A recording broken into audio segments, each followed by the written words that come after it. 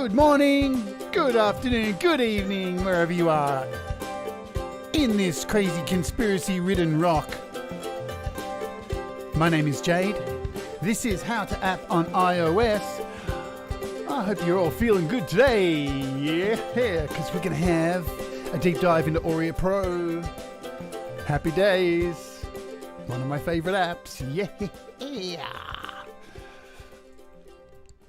So how the hell are you all going? Paul, good to see you. Benedict Stewart, Tom Rochelle in the chat as well. Scott, SM Borthwick. You don't have to apologise for missing yesterday, Scott. There's always the replay. Mark Bennett, you're in Thailand. Satika. Good to see you. I hope you're going well in Thailand. I see you're doing really well with wearing masks and everything over there. Ricardo Fiera, hello from Portugal. I don't know any Portuguese, sorry. Mike Holmes, good to see you. Oh, hold. Thank you. Thank you for the nice comment. So here we are again today. What are we going to do? We're going to be looking at Auria Pro. We're going to get straight into it today. No fucking around. If you know me by now, I swear a bit. And that's just what it is. I'm an Aussie. It is what it is, as they say. So let's open up. Let's make sure everything's done. We're looking at Auria Pro today. And you can say Auria and Auria Pro because we're giving away a copy of it at the end of this week. We'll get that all out the way now. So once this video is finished and it becomes online, just leave a comment and you go into the running. Either leave a comment on today's video or tomorrow's Auria video, either one. Leaving a comment on both doesn't get you 2 entries or anything like that. But it's nice to leave a comment on both just to be nice. And, you know, I normally get back to you. I do my best to do that. So we're giving away a copy of this, Auria Pro, the full unlocked version with a copy of Drumagog, which we will go into more tomorrow. What are we looking at today? We're looking at the features on Auria. That's about it. We're just going to go through all the features, all the things. I'm not going to be doing practical looks at everything. That's for tomorrow's thing. Tomorrow we're looking at the benefits of the features that we're showing today. So this is Auria Pro. Firstly, this is their website, auriaapp.com. And why I'm showing you the website first is because we'll get to that. So this just gives you a breakdown of the stuff that is available to you. So you've got MIDI sequencing. You get, so this is within the Pro. You get WaveMachine Labs, Lyra. So this is all the MIDI, or your MIDI instruments. You get an absolute crap ton of MIDI instruments. You have all these plugins that you can add. You get all the, you can pay for all of the Fab Filter plugins that you can buy individually on the App Store. Also, you've got audio warping. So if you know what audio warping is, automatically quantize audio using either warping or transient slicing. This is something people would kill for on things like GarageBand, because I know a lot of people who are on here using GarageBand currently, and moving up to something like this is a really big step, all right, because it can be overwhelming, and I understand that. So I'm trying to show you this, how to make it all a little bit less overwhelming. So you get a piano roll. So, you know, if you're looking at this, a piano roll, and you're using GarageBand, this is fairly standard stuff. This is basically, you know, how you're editing your virtual instruments and such on GarageBand. You can record and edit. This is your, you're going to see a lot of this in the videos. This is your EQ and compressor that comes for free, stock standard within each channel strip. You can, you know, add your AUV3 plugins, inter-app audio, all that kind of stuff. You've got master tracks. You can use external hard drives. And so there is a difference. I showed this briefly the other day on the show. Let's change my screen. So between Auria, the basic version, you can see all the no's on the left hand side and all the yeses on the Auria Pro. So you're not getting MIDI when you pay. I think the price for Auria not Pro is around $30 Australian, but it's around $80 for the Pro. That's Australian, so think half price wherever you are in the world kind of thing to that. So yeah, with the basic, you're not going to get any MIDI, and that's a big, you know, killjoy, definitely. So no external hard drive support. There's a whole lot of things that aren't included there, and only 2 auxiliary sends. All right, so USD, 24 USD and 49 USD. They're your prices. They're the differences. And, you know, let's get this off the bat straight away. Why do I prefer this over Cubasis? Since Paul has brought this up, that he uses Cubasis. And ultimately, man, use whatever makes you happy. You know, that's the key to it. It's whatever floats your boat, whatever you feel comfortable using. Why do I use this over Cubasis? Because I have Cubasis.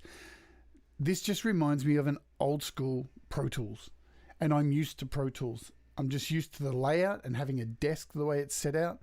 And I just don't like the modern kind of, I don't know, iOS-y looking setup of Cubasis. So pretty much it's pretty vapid of me, really. I'm admitting that it's more so the look than anything that I feel comfortable with using, because I know how to use a desk, and it just feels right to me. And look, they're both awesome apps, so don't let me take away anything from Cubasis.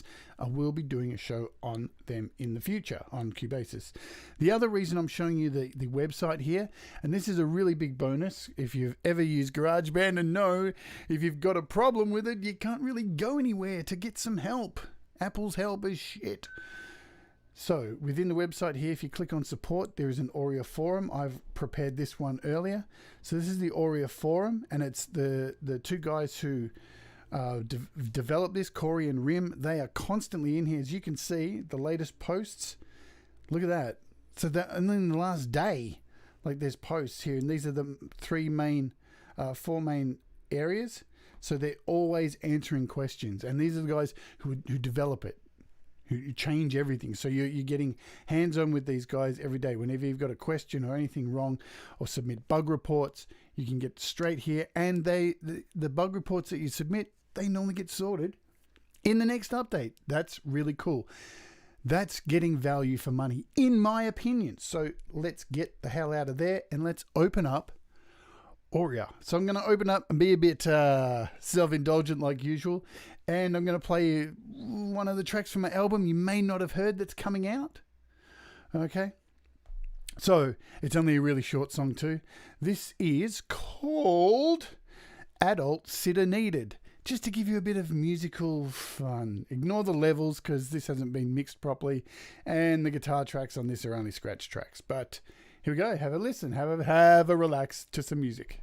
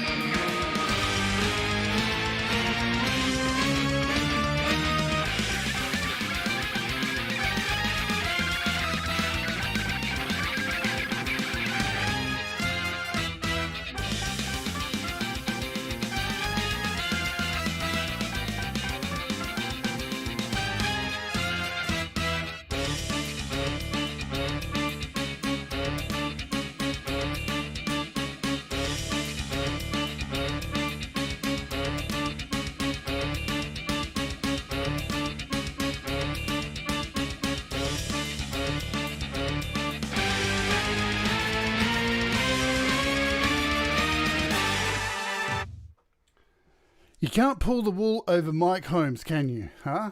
Exactly, Mike. That is the reason I chose that track, because it has multiple time signatures, something that is missing from GarageBand. Will they ever change it? Who knows? Who knows? Apple, they're so secretive that it sucks. All right. Let's start off by having a look into this a little bit more. So I'm going to open a project, just a blank project. Okay, just to kick things off, just so we have a blank palette to look at. And let's do that. So when you open a new project, you get this is what pops up for you. So you get the chance to name it. So we will call this how to app demo. Oops, yep, not demo. You can save templates. As you can see down the bottom here, I have things like new song template, new song. You can create 24 track templates, all MIDI templates, stereo track templates. You can build them and save them. So that's a fantastic thing to have. You get to choose your sample rate and how many tracks. So I'm going to start off with 0 and go up here to save, or hit enter if you've got a keyboard. And voila. Here's what you'll get. This has no tracks. So all you're given with at the start is this view. And now this most likely won't be showing. So you've got, these are your sub tracks, okay? These aren't your actual tracks. You can add multiple tracks. Just say you have a whole drum kit. So 8 tracks of drums. You can point all of those tracks to a sub, to one of these. You could put all of your vocals to sub 2, all of your guitars to sub 3, and so on. So you've got an easier place to mix down these tracks and get a better sound. That's what this setup is. And right on the end here, this is your master. Something else that's missing from GarageBand.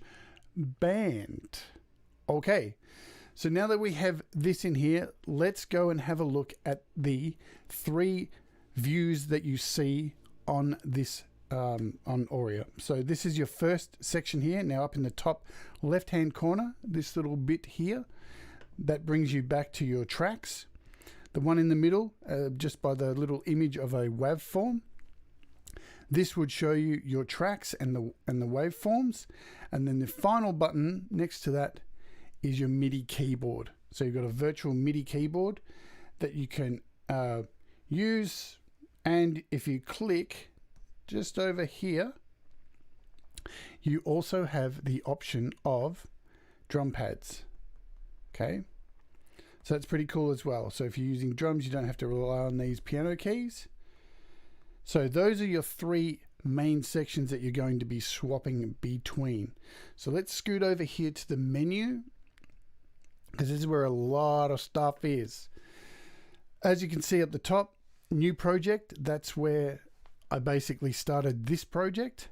Then underneath you've got your load project, obviously where everything is saved. So you get a lot of information here too. So if you've misnamed something, you're not sure what you've called it, you know, or you've got multiple versions. As you can see here, that song I played was called Adult Sitter Needed. So I've got ASN, ASN2, ASN3. You've got the date that you modified it, the length, and how many tracks. This can be really helpful. Plus, you can just hit, you can just hit play next to any of your projects to get an idea of part of the song. How good is that? You don't even have to open it.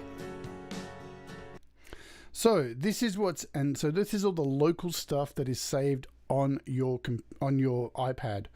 All right. Now, if you look next to that, you've got a Dropbox solution. So this virtually integrates into Dropbox. No, I haven't allowed that for some reason. So there's my Dropbox. I can grab anything from Dropbox and pull that straight in. Remembering also, you can, just let me close that out, open Files app. You can also grab your Files app, scoot that over the top, and you can drag in projects into here as well, because you can drag stuff. All right, remember that. So, and you can bring in tracks into your mix. You know, if you come from GarageBand, you know you have to pull audio tracks from the GarageBand folder. From here, you can just grab it from your Files app that you can just slide over here. You can actually drag them in. I'll show you that very shortly. We'll just get rid of that.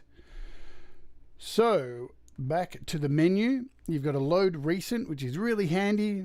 It keeps what, 1, 2, 3, 4, 5, 6, 7, 8 of the 7 plus a clear list to bring in the last few things. If you're skipping between 2 tracks, that's really handy. Now you've got a thing called load snapshots. What this thing does, which is really fantastic, I'm not exactly sure of what the time frame is. We can have a look. Let's load a snapshot.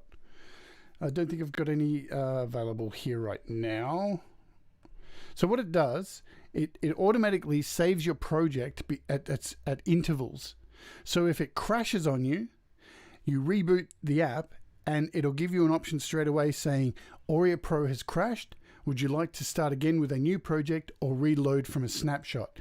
And you can reload the last place that it's saved. And it saves quite a few snapshots. So it's really fantastic for that. Then you can save your project clearly. Who else we got in the chat? I'll have a break here. Good to see you, Pete. Langston Reese, welcome to the show.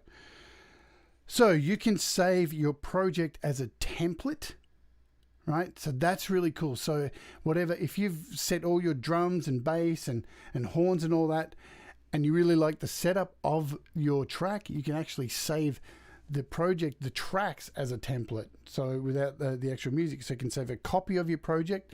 So if you save a copy, it normally creates a new project with the word BK for backup, or you can change that. You can save it to Dropbox, or you can save it to any other app. You can save it into your Files app directly to a external hard drive. And the beautiful thing about saving Auria Pro files to an external hard drive or to the cloud or anywhere else on your computer, you don't have to zip these things up to share them with other people. Okay, next thing on here is rename project. So you can go ahead and that's fairly self-explanatory. Import a file. So you can drag files into your project via clicking that button, which I don't really use because, as I said, you can just bring in here and you can your Files app, and you can bring in files from anywhere and just drag and drop them in. So that's kind of the import file buttons become a bit obsolete. You can add a track. So let's look at that now. Let's add a track. So here's your options. You get to choose between MIDI, a mono track, or a stereo track. So let's bring in first a mono track. So we'll bring in one mono track first. Hit OK. And did I bring in a MIDI track? No, that's I did. Okay. Now let's bring in another track. Let's bring in a stereo. Cool. And let's just have these 2 tracks. So now you can see I've got 2 tracks. So I've brought in a MIDI track and I've brought in a stereo audio track. Okay. And here they are. You can zoom in and out with these tracks. Okay, I can import anything. So if I want to import an audio track like I just mentioned, let's just grab this song of mine and you just grab it, drag it over into the audio track, and it should, and there you go, there it is. So nice and easy to import audio into here. Wonderful. And there it is to play. Scoot that off again, go away. Cool. With your MIDI track, let's have a look at that. So you have a whole bunch of instruments as well.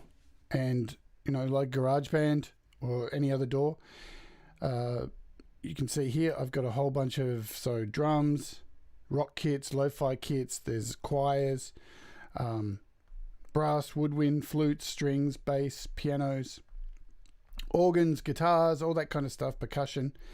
Then I've got a whole bunch of Fab Filter stuff, orchestral stuff, which comes with Auria Pro. Again, effects, orchestral stuff, more stuff there. And then you can see here you've got all of your other outside apps that have all your MIDI stuff that you can drag into here. So you've got inter-app audio, you've got your AUV3 audio units, and you can tell the difference of colors between them. So you've got inter-app here, and the top one's AUV3. So you can drag these into your MIDI, and you can do the very same thing with an audio track. But we'll get more into that over tomorrow. No, it doesn't have touch instruments like GarageBand. Everything that you would be using for the MIDI would be using the keyboard and the drum pads. So you've got drum pads at least. So it doesn't do that.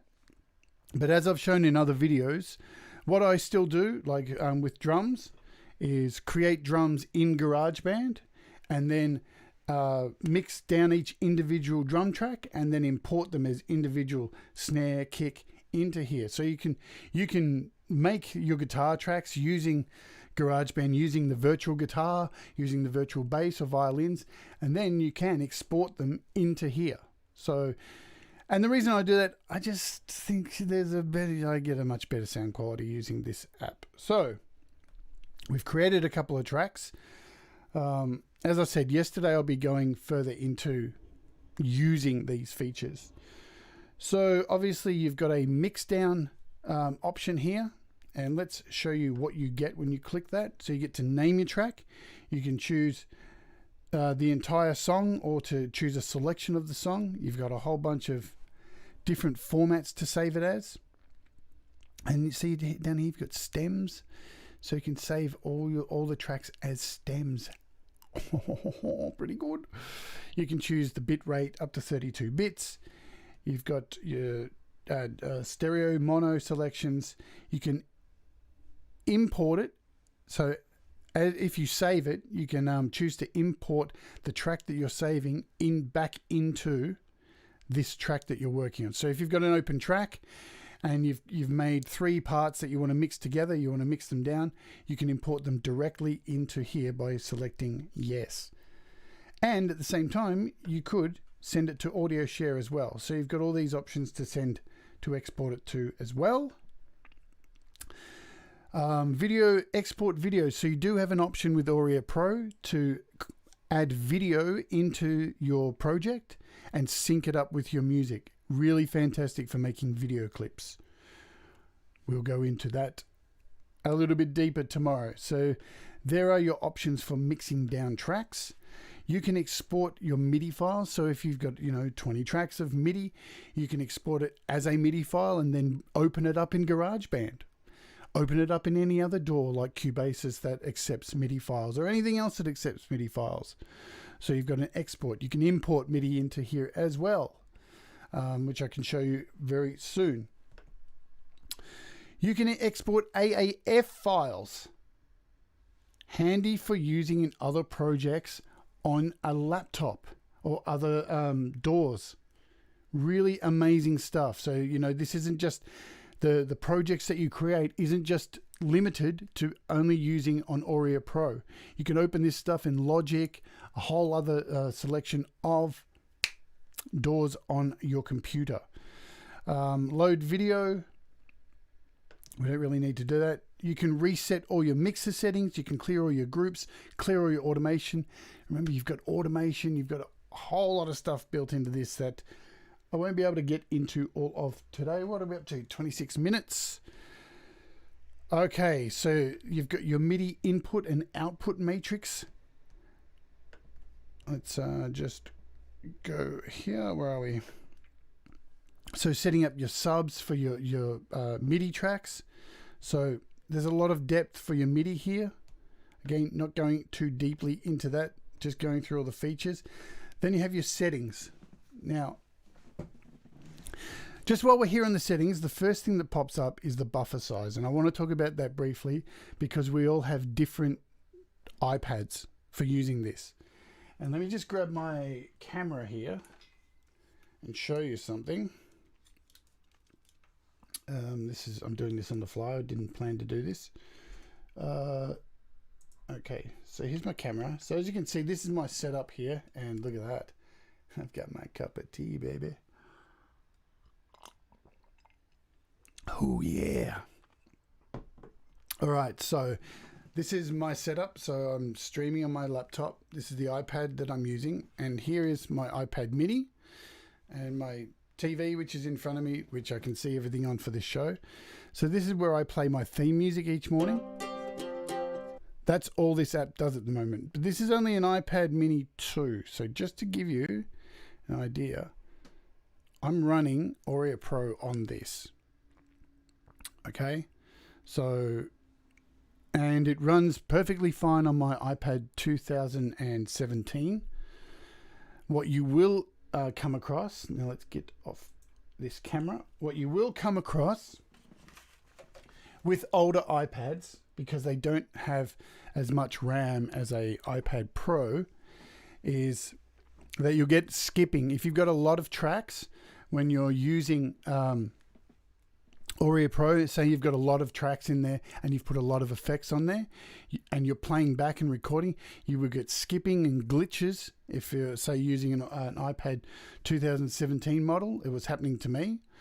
So the way to fix that, like anything, is to change your buffer size. And to remove all of your effects. If you're using an older iPad, the key is, and you're recording all your tracks, keep as many of your effects off as possible for the recording phase. You know, do it track by track. If you want to have some reverb on your vocals and you're recording vocals, put some reverb on, sure, and then turn them off, because your project will get so bogged down with effects that you'll get a lot of skipping and a lot of problems. Then when you add back all of your effects, when you're mixing down your project, here's the beauty. You can change your buffer size out to like 2048. You can increase your buffer size because you're not actually recording. It doesn't matter if you're getting, you know, when you've got a low buffer and you're recording, that's when you get that feedback, that reverby sound. But when you're just mixing down and you're adding your effects back in, you can higher the buffer size to make your sound not skip and not have problems. So that's just a little tip for you. Let's just leave that back at 256.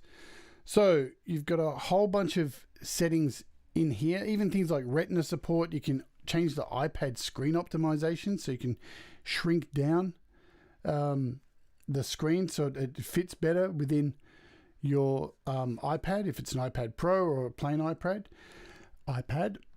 Over here, this is one of the most important things. I'm not going to touch too much on everything in here. Tomorrow will be more of that. Clean up my project. This is one of the most important things you will need to take close attention to on this app. Every time you do a take in Auria Pro, it saves it into the project folder. Okay? And that stuff can build up if you're fucking up your takes all the time. So what it is a good habit to get into is once an hour or every couple of hours, just head over here, click clean up my project. It says this process will clean your unused files. So anything that's not currently sitting inside your project, and it will delete file. So it says here, performing a cleanup may delete audio files which are still being used in other snapshots. So that's the only problem you may have if you've got a take that you want to go back to. It may remove it from a previous snapshot. Okay, so, but it's a great habit to get into if you've got an older iPad, because this stuff just bogs down your memory, and before long, all your memory's gone. Across the bottom here, you've got other settings here for auxiliaries, for your meter types, for your knob selections. This is all the look of it. You've got your crossfades, how you want your crossfades to work together. Your record monitoring. You can disable effects, so you can actually choose to disable effects while you are recording. You've got a video section for when you're trying to compile your video along with your audio.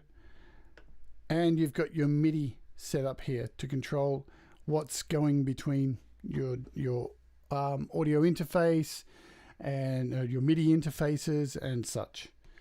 So you've got fairly in-depth settings here, a lot to play around with. Oh, you've got a user guide. You've got a direct link to the Auria forum, which I showed you at the beginning of the show, which is a fucking great place to go to because there's really helpful people and there's a great way to report any bugs or to check up on how far away the next update is or anything like that. Or when there's sales on, because that's where we're heading next. And the last button down here is the Auria Store. And this is what's built into Auria. So as you can see, you've got a whole lot of things and a whole lot of things you get for free when you first buy the product. So you've got plugins at the top here. Now, as you can see, the prices are fairly expensive here because once again, I'm in Australia and our dollar sucks balls. So you've got Drumagog. As you can see, I'm giving this away with Auria Pro. You can open that up and get an overview of all these plugins. So it shows you how they all work, gives you a rundown. As you can see, I've got it installed. Go back. You've got a whole bunch of PSP audio. Down here, you've got all your Fab Filter stuff. So Pro G, Pro L2, all the stuff that you can get on the App Store as standalone. And these are made specifically for Auria Pro. If you buy them from here, okay, you can only use them within here. That is the difference. So you've got a whole lot of the, so you've got the Volcano 2, Timeless. You've even got like Retune. I think I've got Retune installed. So this is like a vocal repair. So to fix vocals, notes that you may have stuffed up. It's really cool. And yesterday I did a review on THU Overloud. Well, guess what? They have a version of it built in at a cost. I think it's, did it say what the price was? I've got it installed. So you can actually get the version that they made for Auria Pro with a whole bunch of guitar sounds and setups in here as well. So it's $30. I only have probably about 8 of these things because, you know, it's pretty costly, as you can see. Also, you've got IR files that you can purchase to add into your channel strip for your effects and all that. So reverbs, all that kind of stuff here. Halls, all that kind of reverb stuff. Add-ons. This is where I paid for my video import add-on. You get a whole bunch of multi-track loops to purchase. Plus, there's loops that you can get from here as well. So guitar loops. There are drum loops in here, I'm pretty sure. Yep. Platinum rock drums. Whole lot of loops that you can purchase from in here. Then you've got Drumagog samples. So if you purchase Drumagog, you've got all these drum samples that you can add in there. There's a whole lot of stuff that you can buy. More MIDI. Now, as you'll see here, I wanted to show you this. You do get a whole lot of free MIDI stuff to import straight away. So grand piano, there's a whole bunch of free stuff that you can just download straight away. Yeah, so that's the shop that's attached to Auria Pro. Now, I'll quickly go over the last couple of menus in here. Where are we? We want to go into this. So you have an edit menu with basic stuff like undo, paste, delete, splitting tracks, renaming regions, changing the tempo of your track. So you've got a whole lot of editing functions here, and when you actually go click on one, it shows you a lot more that you can do. So locking regions to the project. There's a whole lot of options in there. Plus you have a process section, so you can normalize stuff, set your offsets, reverse files, change the pitch. How good is this? It's built in. Look at that. You've got a pitch and formant section, so you can change the pitch of individual WAV files, change the length of them, to change the length and the pitch. Really cool. It's built in. I've done a whole bunch of shows. I did a show last week on an app that does this, Audio Stretch. You've got it built into Auria Pro. It's pretty damn sick. Can condense regions, crossfading, all that kind of stuff. Tomorrow we're going to be looking at all this stuff across here, your tempos, what you can do within the track. We're going to be looking at this a lot more and the effects. This palette here, because you're going to be staring at this a damn lot. This has everything you're going to be using, your panning for each track, your inserts, all that kind of stuff. But today was just an overview because I don't want to, like, you know, melt everyone's brain with this stuff because it can be overwhelming to look at. I know a lot of people look at, say, a track like, let's just open, even the one I've been working on, where are we? Thursday test. God, I can't even find it. Let's just open a project. Let's open this one, correcting the blueprint. When was the newest version? 2020. I'll go back over that, Chinton, just before I finish up. So look, yeah, this is one of my tracks. It can be overwhelming looking at that. Look at all those knobs. But it's fairly simple when it's broken down nice and easy. I mean, your faders are self-explanatory. Across here, you've got your pans. These are effects that you can add in your audio sends. Okay, like when you look at GarageBand and you have down the bottom of your track effects, there's a reverb and an echo. These two aux sends are virtually that, except you can choose two different things. You could choose like a distortion effect and a chorus effect and turn those up into the mix. So just to try and break down how unscary this really is. And the basic stuff here is your input, you know, if it's a mic 1 or mic 2, your record button to actually start recording. See, once I hit record, you can choose your inputs. Oops. But everything is basically here in this effects rack. This is where all the really cool stuff is.